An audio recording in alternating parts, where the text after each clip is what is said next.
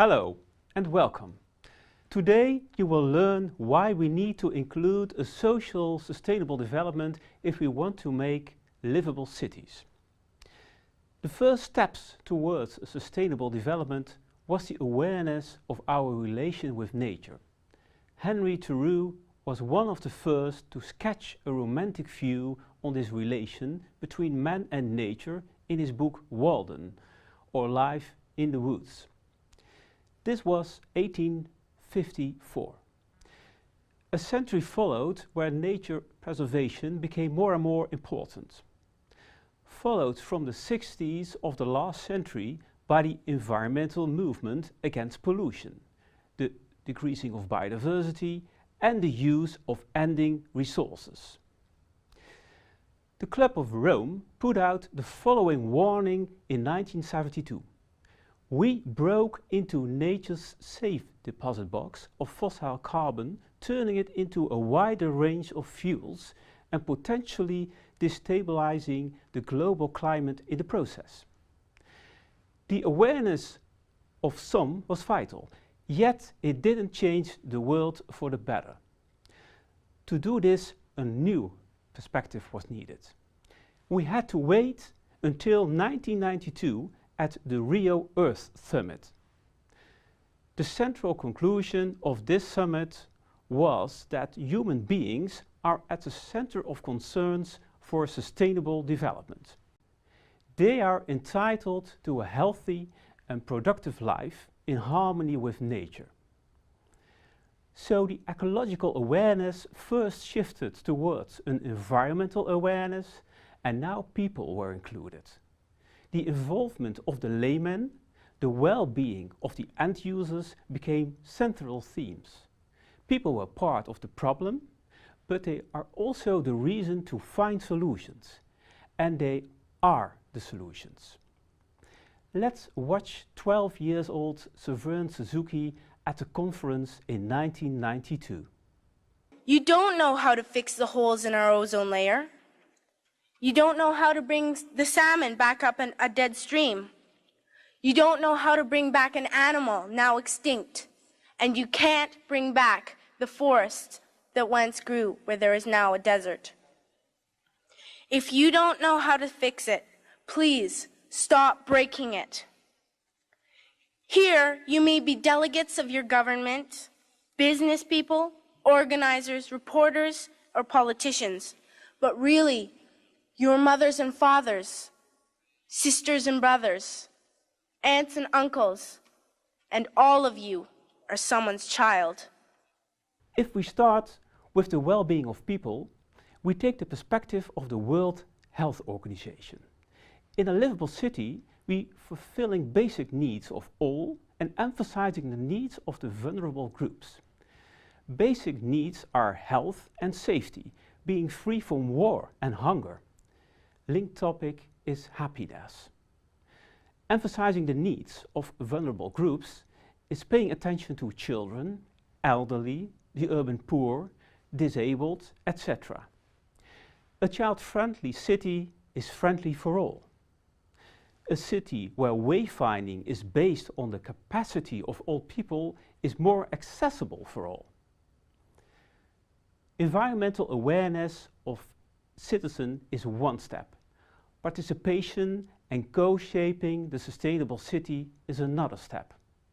Of course, also the sustainability awareness and participation of other actors are vital here, like governments, designers, and all actors involved in shaping and maintaining the city. The definition of Brundtland speaks of the needs of future generations. This includes two questions. First, to what extent are people willing to adjust their behavior to what is best for people over 20 to 50 years?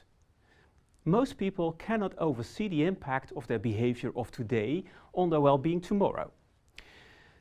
During the first traffic jam in the Netherlands in 1955, people were filled with joy over seeing so many luxury. More cars are only better. Secondly, what are the needs of the next generation?